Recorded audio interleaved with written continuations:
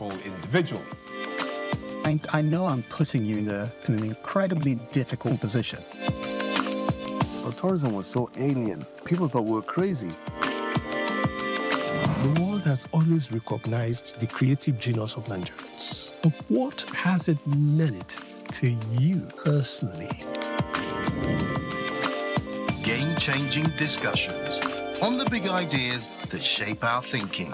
We've been very focused on trying to accomplish something that is typically not done. You have to be deliberate. That's the point I'm making. But it appears that things have gotten worse. So what happened? How did we get here? Let people think. Let people be bold. And the country can change.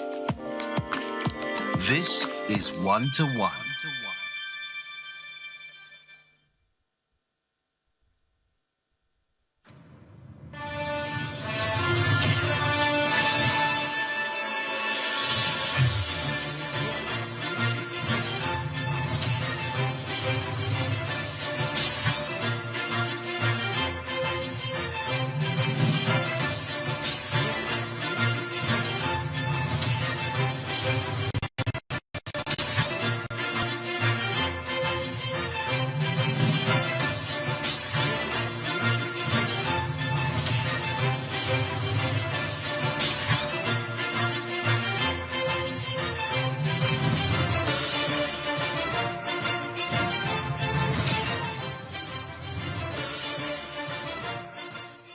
Senate and lawmakers today are querying President Bola Tinubu's economic team over failed implementation of 2025 budget.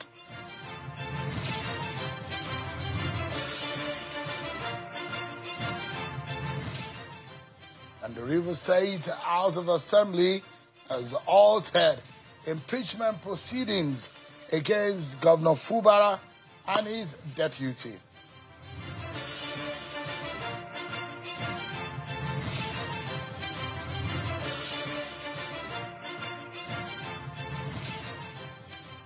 Hello everyone, welcome to the program. This is Politics Today, live on Channels Television. I'm Sean Wakimale right here in Abuja.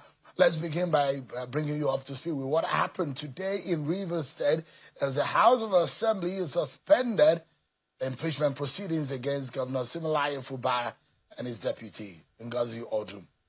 The motion to halt the process was adopted during the House's resumed sitting in Port Harcourt. The Speaker, Martin Amawule, says the decision followed the latest intervention by President Bola Tinubu in the state's political crisis. He explained that the move was part of resolutions reached at a meeting earlier this month involving the President, the principal officers of the House, parties to the dispute, as well as elders and leaders of the state. Take a listen to him. Those in favor, 24. Against, nil. Abstention, nil. Distinguished colleagues, by this voting, the 10th Assembly of Rivers State has resolved to halt the impeachment processes against the governor and the deputy governor of Rivers State following the intervention of the President and Commander-in-Chief of the Armed Forces of the Federal Republic of Nigeria, President Bola Ahmed Tinubu, GCFR. And of course, in view of the pledge by the governor and the deputy governor not to infringe on the constitution and laws of Rivers State again. And of course, because the governor and the deputy governor have also withdrawn cases they filed at the State High Court, which also prompted members of the 10th Assembly to also withdraw the matter we filed at the Court of Appeal of the Federal Republic of Nigeria. Distinguished colleagues, by this voting, that is the resolution of the House. All right, that's the resolution of the Rivers State House of Assembly earlier today. But let me bring you up to speed with what is happening in other parts of the country in your political roundup stories.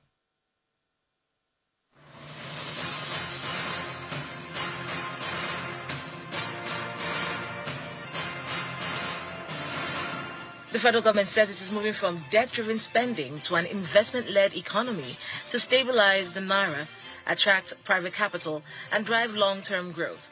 The Minister of Finance and Coordinating Minister of the Economy, Mr. Wale Edun, made the remarks at the G24 Technical Group meeting in Abuja. He adds that early signs of confidence in the Nigerian economy is a $20 billion commitment from Shell and a new private sector inflow, which the government hopes will boost a medium-term growth of 7% and a tax-to-GDP ratio of 18%. Meanwhile, INEC has called on prospective voters to come out en masse and cast their votes for chairman of the 6 area councils and councillors for the 62 wards. A statement released by the commission says accreditation and voting will begin at 8:30 a.m. and close at 2:30 p.m. on election day across all the polling units in the Federal Capital Territory. Voters were advised to identify their polling units before election day, especially those who did not vote in 2023 or newly registered voters. Some civil society organizations have described the newly assented and signed Electoral Act 2026 as a missed opportunity for transformative electoral reform, warning that key loopholes could undermine the credibility of the 2027 general elections.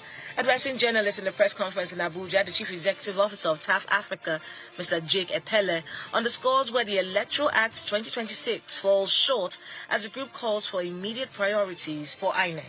The Ebonyi State All Progressives Congress APC has conducted its ward congresses across the 171 wards of the state.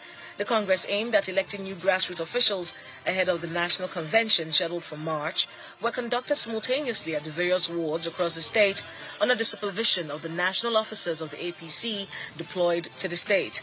The chairperson of the APC Ward Congress Committee for Ebonyi State, Right Honorable Rita Badrago, commended Ebonyi APC, stating that this has become a model for peaceful party internal democracy in the southeast, as she expresses optimism that the Congress would be hitch-free following documentary screening of aspirants' forms.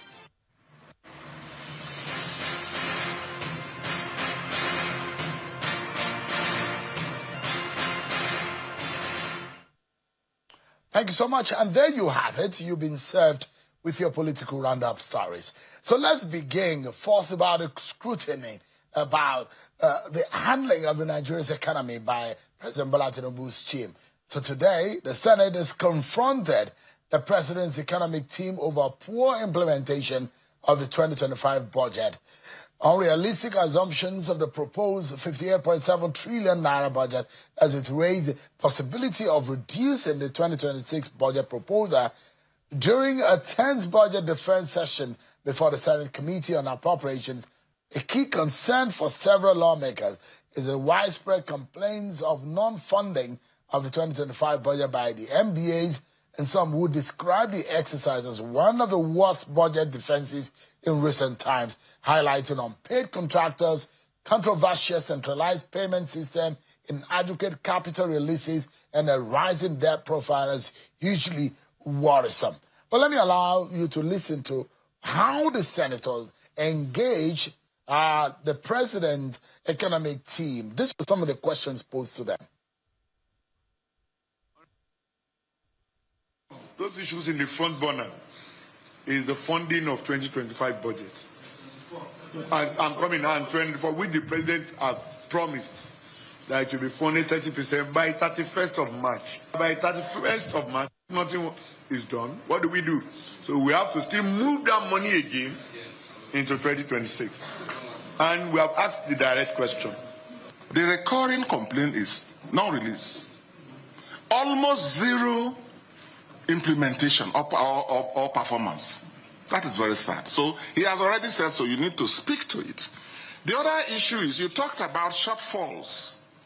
I mean, because budget is an estimate about what you expect to get and what you think you might spend. If you don't get, you may not be able to spend. But Nigerians need to know specifically. I don't know if you said so before. I would like you to be specific about the shortfall in terms of percentage and in terms of the real figures. Those are some of the questions posed to the president's team. They have their own answers. Particularly, this one caught my interest. It's the one from the chairman of the Nigerian Revenue Service, Dr. Zach Adedeji. Take a listen to him. Is budget not being funded? And the answer is also used in this room. It is what I think, by God's grace, we will correct this year. Budget funding comes from realistic budgets. It's not in the quantum of the budget. It is in the amount you can carry out. And I will put it in perspective. If what we think we have is 10 naira, you told me that what you have this year is 10 naira, I will go and buy one cap, one shirt, one shoe, and one slippers. But if you give me the impression that I have 100 naira, the first 10 naira I can use it to go and buy 10 caps. No shirt, no trouser, thinking that when the next one comes, I will use it for shirt and the other one will never come. And I have problem of even the cap, I can't wear it because I can't go out naked. And that is the question. The new realistic way of budgeting that we started now, let's just go on with it. Well, let's tell you, a development that gets our attention tonight also, as well as the issues of the budget, is the fact that President Bola Tinubu has ordered the immediate direct remittance of oil and gas revenues to the Federation account, suspended the Nigerian National Petroleum Company Limited's collection of management and frontier exploration fees. The directive, containing a sweeping executive order by the president, also orders the deduction of gas flared penalties and mandates that taxes, royalties, and profit oil under production sharing contracts be paid directly to the appropriate fiscal authorities, effectively blocking deductions at source. The federal government says the move is aimed at safeguarding revenues, strengthening fiscal transparency, and realigning oil income flows with constitutional provisions. The action comes amid concerns over declining inflows into the Federation account despite improved production levels and favorable market conditions. Let me help you make sense of these and what it means and the implications, of course. I'm being joined by an economist, Dr. Paul Alaje, who is live for us. He's a chief economist and partner at the SPM Professionals. Thanks so much, Dr. Alaje, for your time tonight. Thank you so very much for having me. It does look like it's not only the senators or Nigerians that are having issues with budget implementation.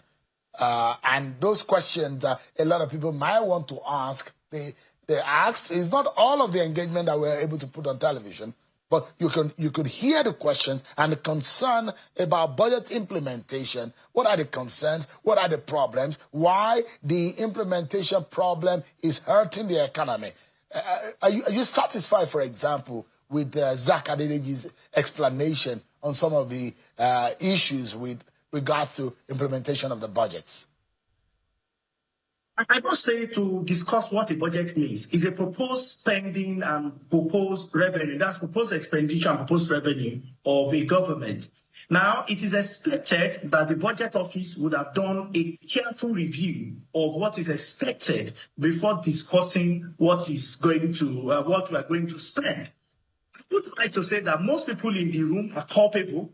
You see, 2025 budget, what was sent to National Assembly was not what was passed, even though it was mildly increased. We have seen in Nigeria where nearly 10 to 20% of budget sent to National Assembly was added. I don't want to use the word added, and returned back for implementation. Most of the things that are initially implemented will include direct transfer to legislature, among other agencies of government. Nobody really thinks where will the money comes from. Here is it. You notice that over the years, at least in the last 16 years that we have watched this economy, capital expenditure has never at any time been fully implemented. It became a major challenge in the last 12 years, where capital expenditure is getting in the real sense. I'm not talking of budgetary allocation of let's do 70-30. Of the 30% out of the 100%, so we have 100% of budget. Most of the time, 70% goes to recurrent expenditure, 30% goes to capital expenditure. We have years where we have done less than 20%. Now, at the end of the year, this perhaps is I don't want to say first time, but a first time where we have a wider coverage of budget performance. What we have done before is how much was released, which is still what we are doing. Now, even at this release level, we are not even talking of implementation yet. How much was done? What we see most of the time is that in spite of the 30% allocated to capital expenditure, talk less of the current expenditure, that 30%, we don't do it awesomely. At the end of the day, when we recalculate, we see that what we have allocated to capital in some instances is only 10%, 5%, sometimes 15%. So why are we wondering that we have a lot of roads that are not constructed? We have a lot of schools that are dilapidated. And this is not just federal. States are also culpable. We have a lot of zones that one would have expected that with the kind of revenue we have received, that NNPCL as claim has been realized, and the kind of food that we have sold, why are these things not leading to, why are they not transforming our life and our nation? I saw what the health minister said regarding what got to him, the minister of transport, regarding the percentage that got to him. The question is, how can we have this kind of a meager amount going to key agencies and expect development of our nation? The answer is we may be daydreaming that will happen. This is what we need to do. We need to wake up. What can we afford? What do we have? How do we boost what we are generating right now, either as direct taxes or indirect taxes, or either as alternative revenue mobilization, so that we can boost what's happening to our economy? The question I have, though, is that we have heard at a time that we have even surpassed our revenue targets. Truly we have. Where did all this money go? For the same 2025, we said we have had a lot of achievements. The question I have today is that why is it that agencies of government that are supposed to receive this revenue are saying that we did not get them? And this is the question National Assembly must ask. Because on one hand, we know that revenue has been generated. I remember that I had this discussion with you on your show when I think the president spoke with some of the CPC members, and when other members had mentioned that revenue have been generated. Today, maybe not today, maybe since last week, from what is coming out from the National Assembly, it gives a lot of worry to wonder where exactly are this revenue going into. Dr. Alaje, I mean, there's a lot of Nigerians who will be worrying. Paid due payment to contractors.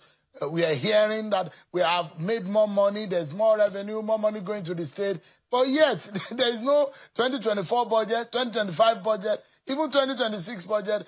There are problems with the implementation. But give me a moment, Dr. Alaje. We go on a break, but when we come back, more on this budget matter and the executive order that the president signed, the implications. And of course, I will be taking our viewers to Osun State, where there is a major controversy unfolding over an alleged 13 billion annual payroll fraud. We'll be right back after this break, everyone. Join us again.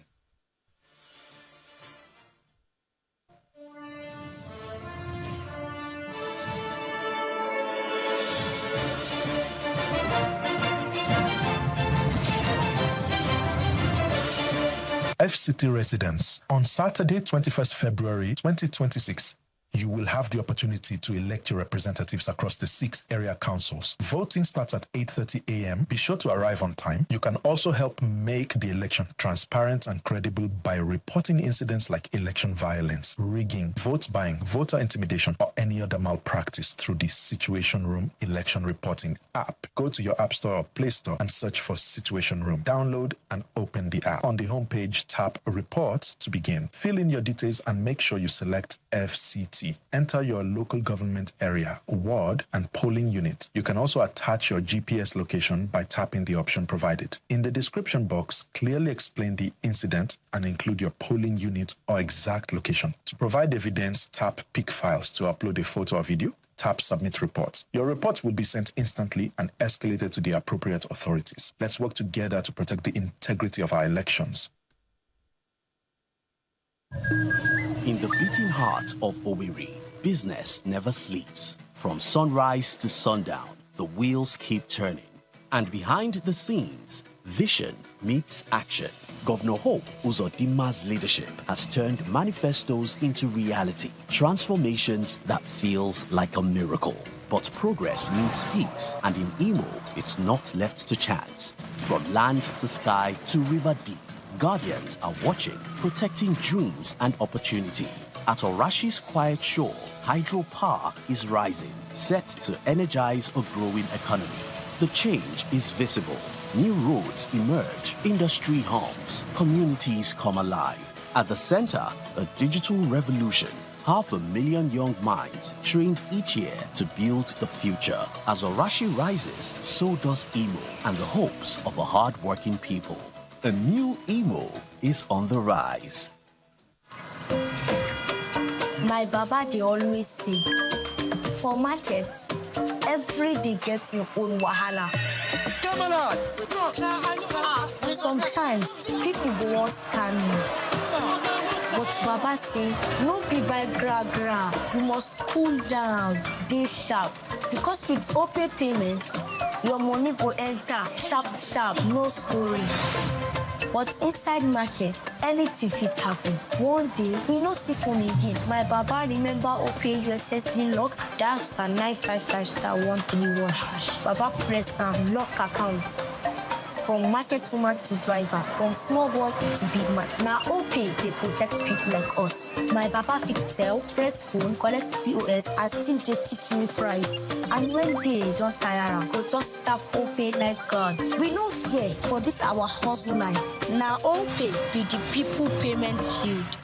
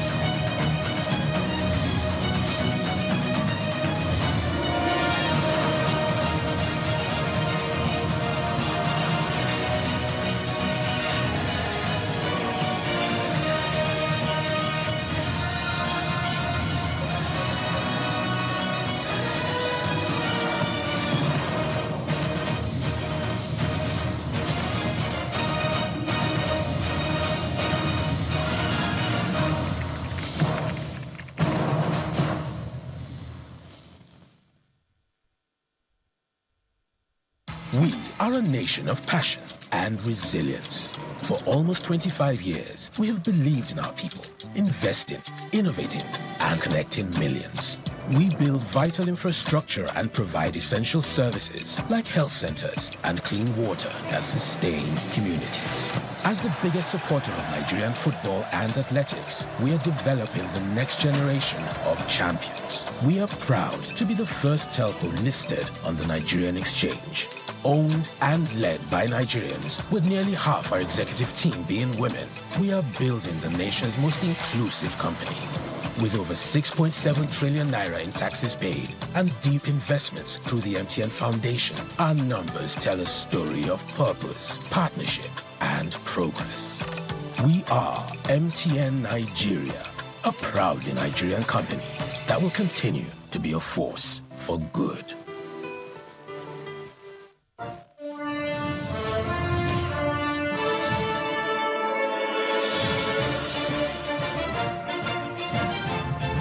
So much everyone for staying with us. Dr. Paul Alaje is an economist and he's been speaking with us on the program tonight.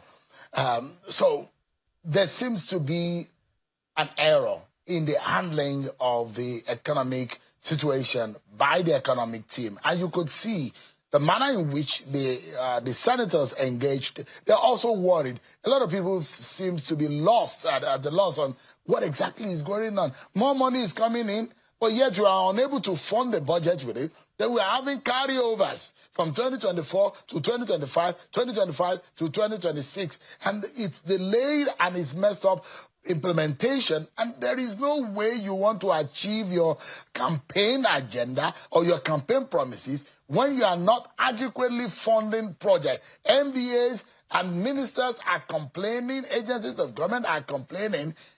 But how do they fix this thing? There are those who say our budgeting system has to change. But it is fundamentally beyond that. Don't you think, Dr. Alaje?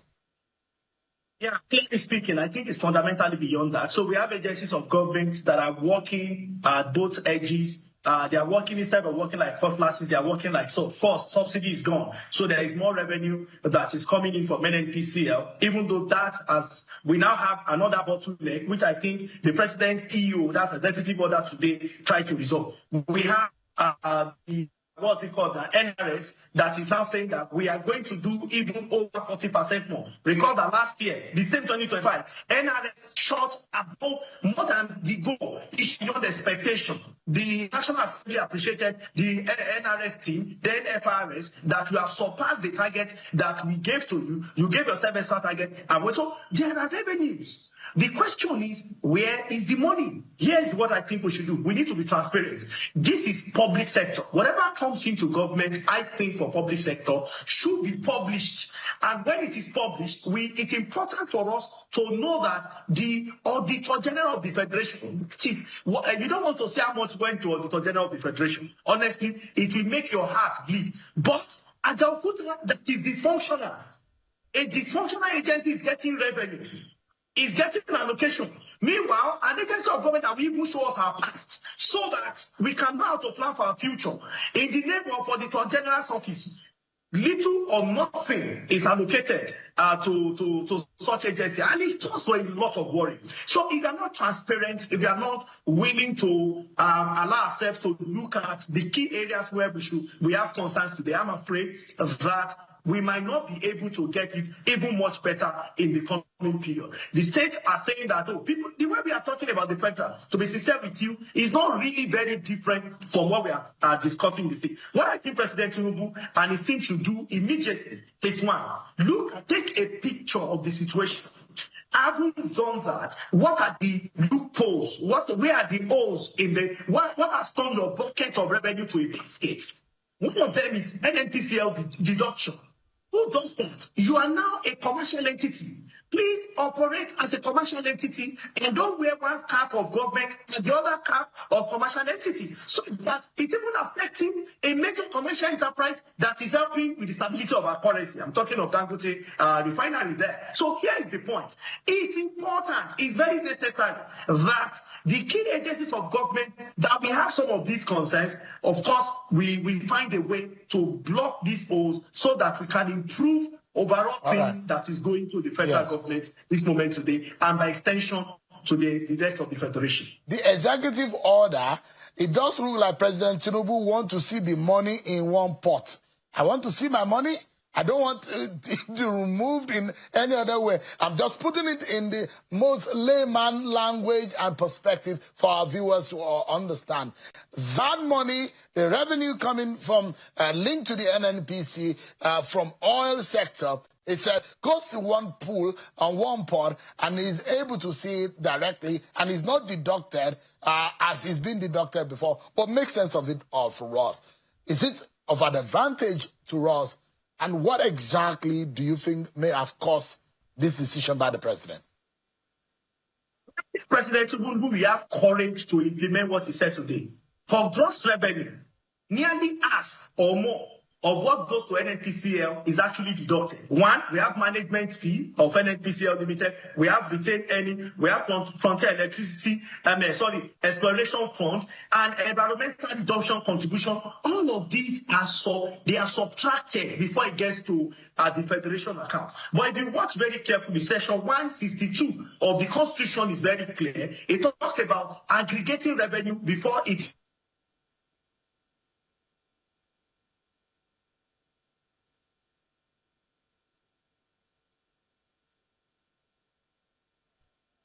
Dr. Olaje there explaining the implication of President Bola Tinubu's executive order.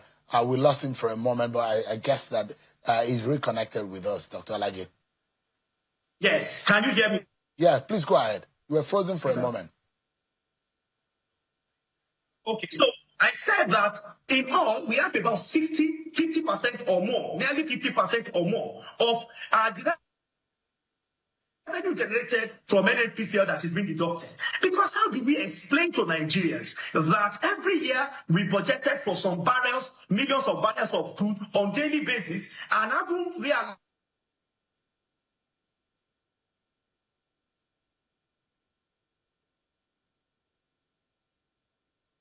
yet again glitches with the connection with Dr. Paul Alaje on the planned or the order of President Bola Tinubu to safeguard oil revenue by implementing an executive order ensuring that the ventilation account receives direct payment.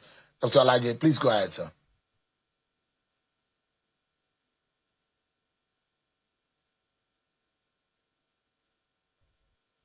Yet again. So we're reporting to you about President Tinubu signing an executive order mandating direct remittances of oil revenues.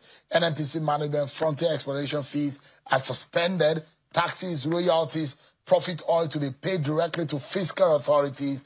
And the federal government is citing decline in federation account inflows despite improved production and reform targets of budget allocations under the PIA structure. It does look like Dr. Alaje, the president is going back to the law, the Petroleum Industry Act, to implement and enforce it.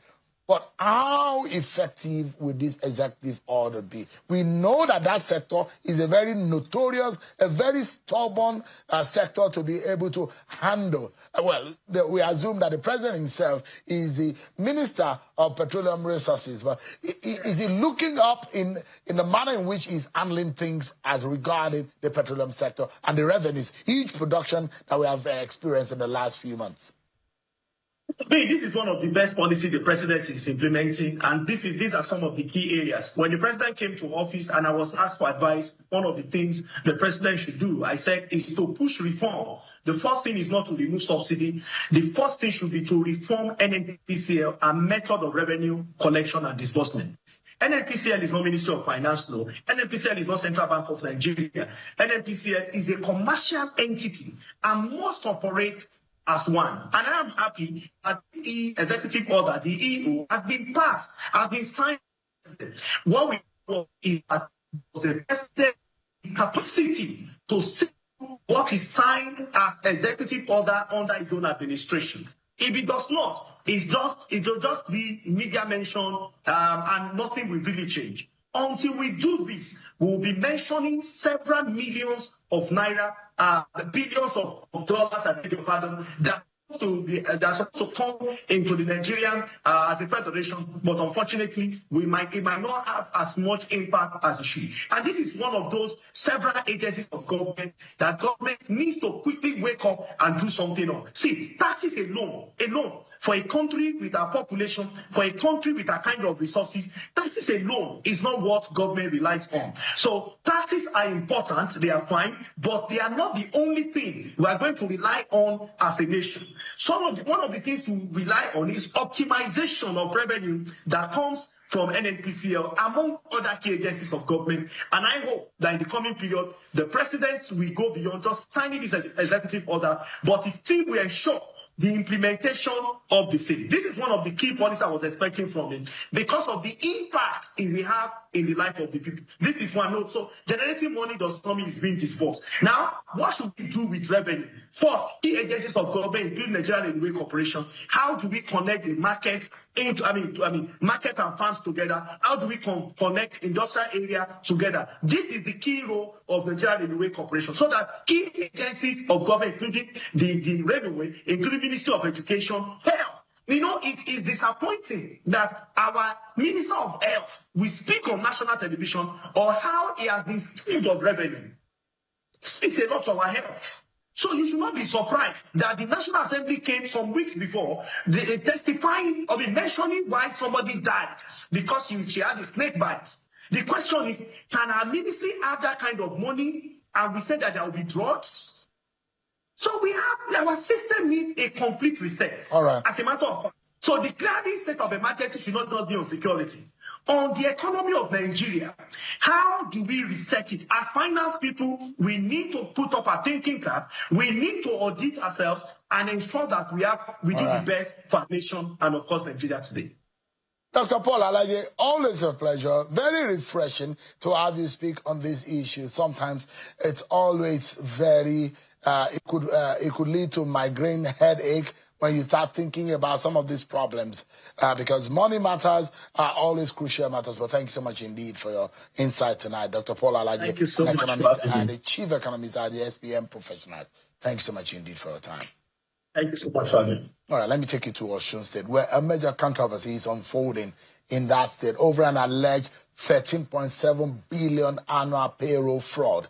A Lagos-based audit firm, Salitibot Consulting Limited, claimed its 12-month forensic review uncovered thousands of ghost workers and pensioners, reducing the state's monthly wage bill by over 1 billion naira. But the Osun State government has rejected those findings, insisting that most of the workers flagged were verified as legitimate and accusing the firm of inflating figures under a no savings, no pay contract model.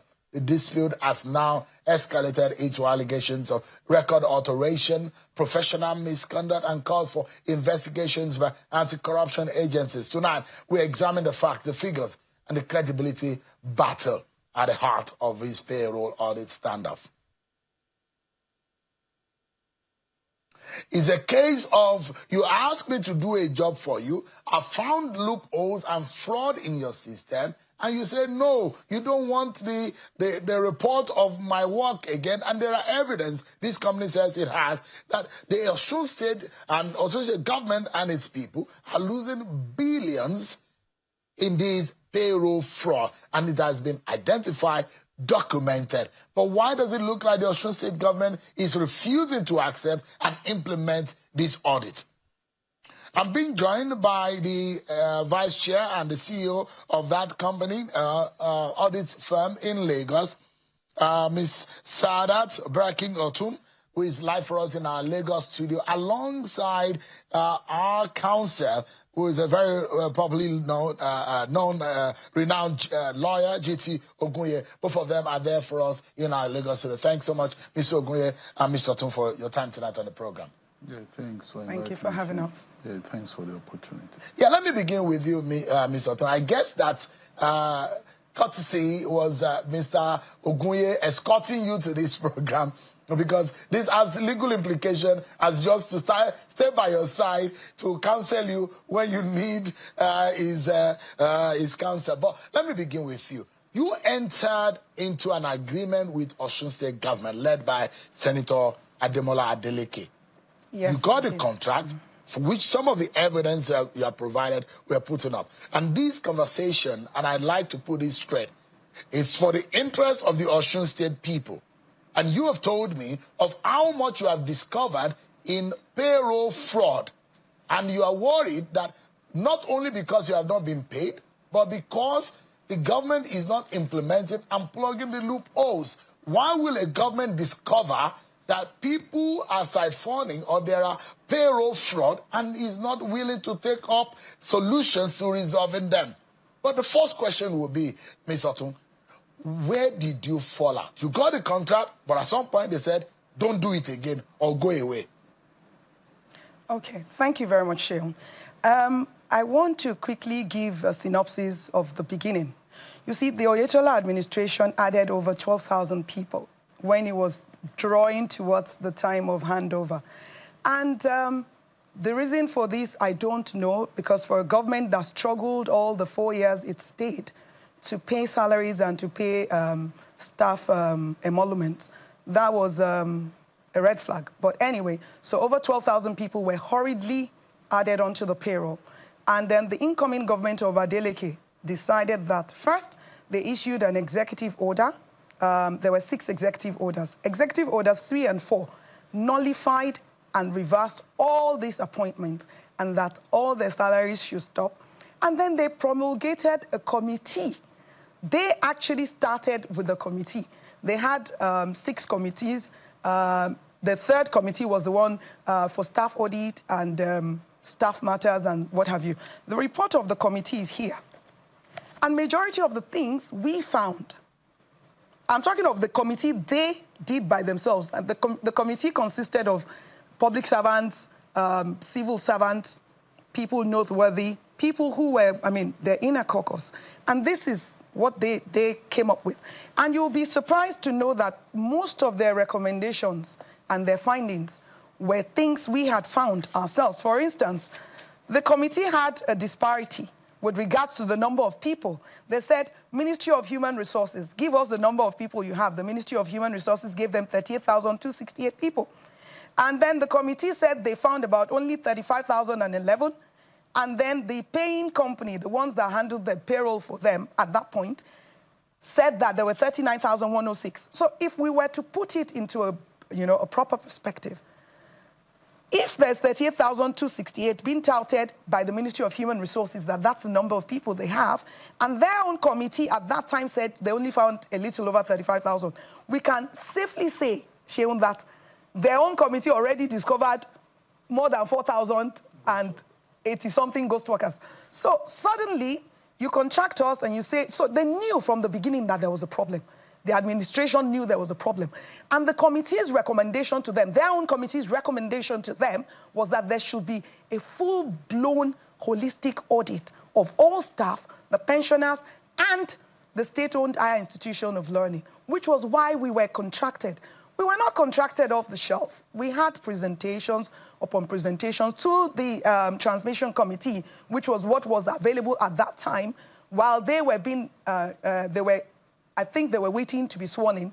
So we had different types of interviews, what have you, presentations. And at the end of the day, our company, Sality World Consulting, was selected by virtue of, I believe, our past experience, our trajectory of good services and excellent performance. So we come on board and we started in earnest.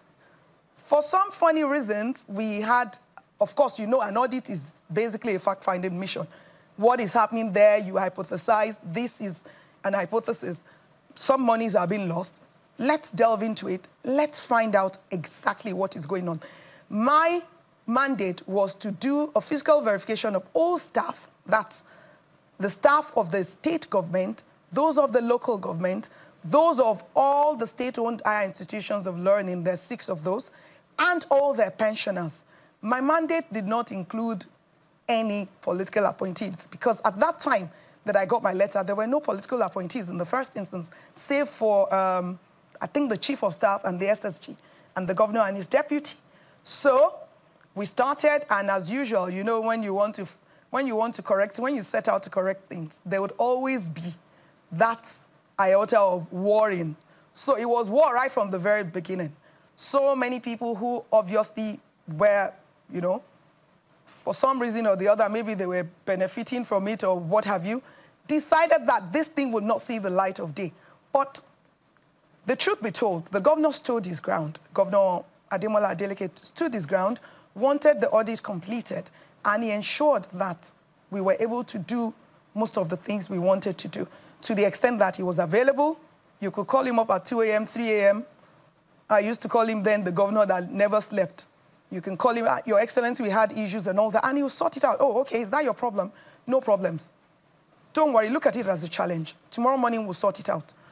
And we struggled, we put in our best, the best effort, and then we were able to come up with the reports that we have presented to the state government since July 2024. But unfortunately, it has not been implemented up until now. So let me ask you and summarize for us, what is the level of fraud that you identified? Because there are dimensions to our conversation tonight. On one hand, the fraud and the rot in the payroll or the system in Osun State on one hand, and it's actually mind-boggling to note that the state struggles with its revenue, not only under Adeleke, but before now under Oyetola, but yet they have a balloon workforce, and now there is a discovery, according to what the state government also has accepted and put out in the public domain, that there is a problem in the payroll system. But summarize for us, because the other dimension, like I mentioned, is also the fact that something happened. There is a fallout between the agreement between your company and the Osun State government, that's on the other hand, and your sales plan to get how your money is going to be paid. But the one that concerns the larger population of the people of Osun State is those details, the fact and figures, the data. What are the data? What did they tell you? How many people are the ghost workers? How much money is the state losing every month to some of this fraud? Right, thank you, Sheung. So, the state submitted 37,456 workers. At the end of the day, they went on to submit another, a few of them more, making 39,456. Of this 39,456, 8,452 did not show up. And the amount of money being used to pay those is 1,143,000 naira every month. And that amounts to over 13.716 billion a year. Also, the pensioners, when we asked how many there were for pensioners, they said that there were over 17,000 pensioners. But when we did the full audit of all the pensioners, both home and abroad, because they said somewhere in the diaspora and what have you, and we used, I mean, communication has really, you know, advanced, and we used Zoom to call the ones that were supposedly abroad, and we found out that of the figures submitted, 5,831 were non-existent. And we did this for 12 months.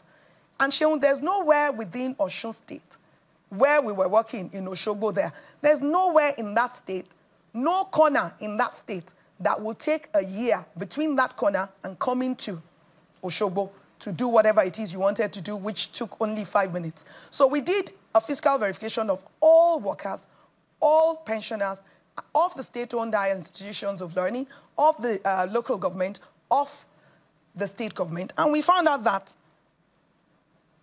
some people were being paid multiple times in a month. Fancy, you know, in a situation where you're getting paid electronically through the banks. But you have one single account, Sheung, one single account, taking 962 salaries per month. One single account linked to only one BVN and one name and one bank account, taking 962. In fact, there was a particular account that had 5,615 salaries going into it every month.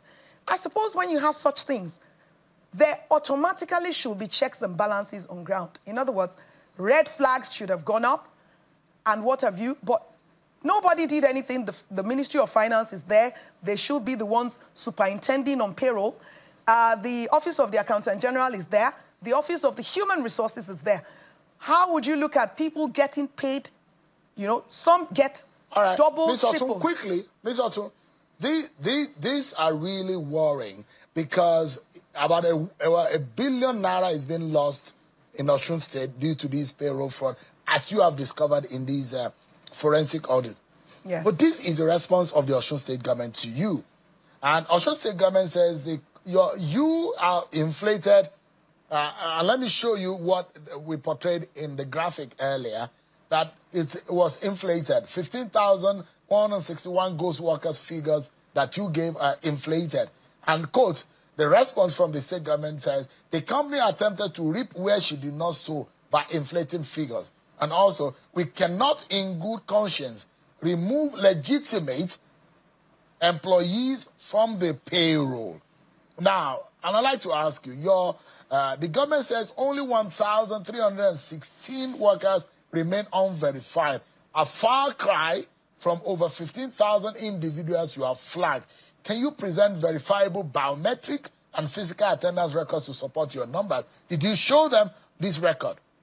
Okay, Sheung. So Verifiable. I mentioned earlier that when we were employed, we were asked to do a physical verification of all staff and all pensioners in all these places that I had earlier mentioned. We have foolproof biometric details of everyone that we did an audit on. And don't forget, what they said in their hurried response to what we had presented when we went public with this astounding figures was that we were trying to inflate figures. But Sheung, let me take you back. Remember I said at the very beginning that they had started because they realized that they had a problem. And they had started by promulgating their own committee, which found at least 4,095 names. Where this committee is still trying to get something from them like me. And don't forget also, the Oyetola government had added over 12,152 people who the executive order for the government 3 and 4, which Demola Adeleke, as the governor, incoming governor, issued back then, had asked to step down, but they had actually been stepped down physically. They were not stepped down off of the records of their payroll. So majority of these people still tried to come back and see if they could actually force themselves into the payroll, because what we were asked to do was not only to do a fiscal verification, we were to do a verification and to build a state-of-the-art automated payroll administration system for the state government. Essentially, this means a set of computers and servers that would have been previously programmed with different algorithms, taking into consideration the data we got on the field and the ones submitted to us by the state government. So madam, just quickly because of our time. Yeah. So, did you identify people who are linked to these multiple accounts? Yes. Banks will be involved? We identified them. And there will be multiple people that are doing this. Did you identify them? These people were identified. Their names were actually the names of the account, the BVNs linked to the account, and every information they needed were submitted to them with the report, this report. We submitted hard copies and soft copies. Are you able to also provide this to the EFCC and the ICPC? Because let's assume the government says, no, they don't agree. But EFCC and ICPC should be able to get into all of this. But essentially, as we wrap up this conversation, why is the government saying they don't want you any longer? What, in your sense, do you feel is the problem? Okay, so 2 things here. It's not that they don't want us, but they don't want to implement the report. And stop the fraud. And stop the fraud. For some, maybe some political reasons and all, because we finished the job. We presented the report first to Dr. Deji Adeleke, who is the scion of the Adeleke dynasty. We were asked to do a presentation to him. We have copies of all of that. You can see that on the screen. We did a presentation with him and the governor there. He was very, very excited. He said, Madam, we're very excited. We knew already that we had problems, but we could not substantiate. With all this, your figures and all this hard proof that you brought, we'll be happy to, go ahead to do this. Right. And he encouraged the governor to go ahead and do this. But unfortunately, at some point, he put the chief of staff there as the head of the implementation committee. And the chief of staff said to us, we don't need your APAS, we don't need your audit, whatever. And I said to him, look, the monies being lost every month is the collective wealth of the Osun people, and there had to be accountability involved. And as soon as I said that, madam, war broke out. We need to wrap up now. Yes, and it started to cuss me out. Quickly. It cussed me out. Yeah, let me ask Mr. Ogunye. Mr. Ogunye, your client is being owed, I guess, over, I don't know how many millions now is being owed. What are you going to do? What are you hoping to do? And this report, the fraud and criminality has now been linked to it. What is the way forward? We just have about 60 seconds to close. Yes. In their report, the Osun State government is challenging and contesting the professional integrity of our clients. And so when you have that kind of situation, accusing her of inflating figures and all that, our intention is to escalate and call on the FCC and ICPC to look at it. And then perhaps beyond our own brief, now pinpoint the culprits who are responsible, which was not part of our TOR, and then get them to the threshold of justice. For the money that we're being owed, we know where to get the money. But the issue is beyond that money now. We know how to get it. We know that the court of law is there. If you breach a contract and there are damages to be collected, that damages will be collected.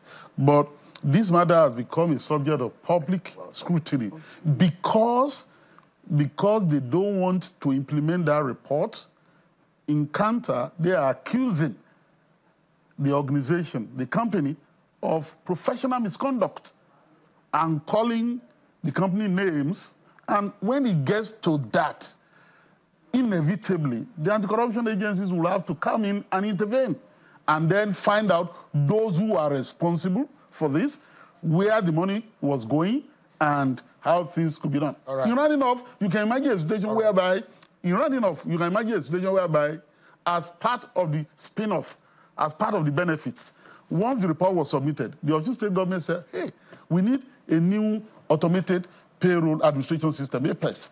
And they paid outside that contract 79 million naira to develop that system. The system was ready to be installed, and the chief of staff said, we don't need it anymore. Go away with the money, go away with your system. So what does that imply? The answer is floating in the air. All right. Mr. G.T. Ogunye, thank you so much. Counsel to Sally T-Bot Consultant Limited, and Ms. Sadat Bracken Osun, who is the Vice Chair and the CEO of Sally T-Bot Consultant Limited. Hopefully we get a more robust response from the Osun State government for the interest of Osun people. Thank you so much for your time tonight. And that's our show for tonight, everyone. Many thanks for watching. I'm Sean Kimberley. God bless Nigeria.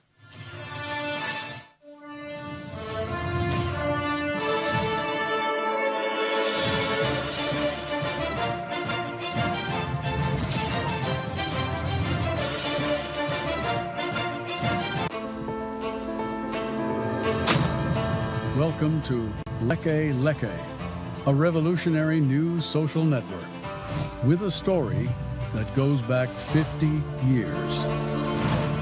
I began my journalism career in the late 1970s, when weekly and monthly magazines were key to social, political, and cultural behavior.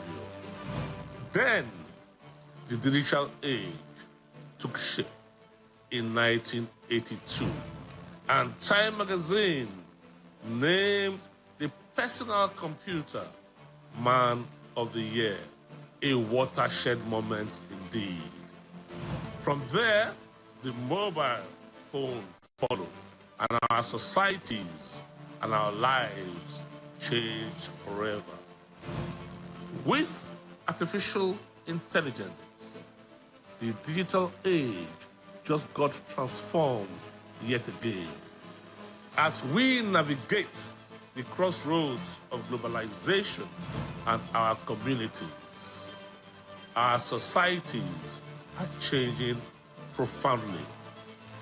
I have lived this evolution from the era of the weekly news magazine to the daily newspaper, and now at the cutting edge of delivering information through broadcast by the minute across all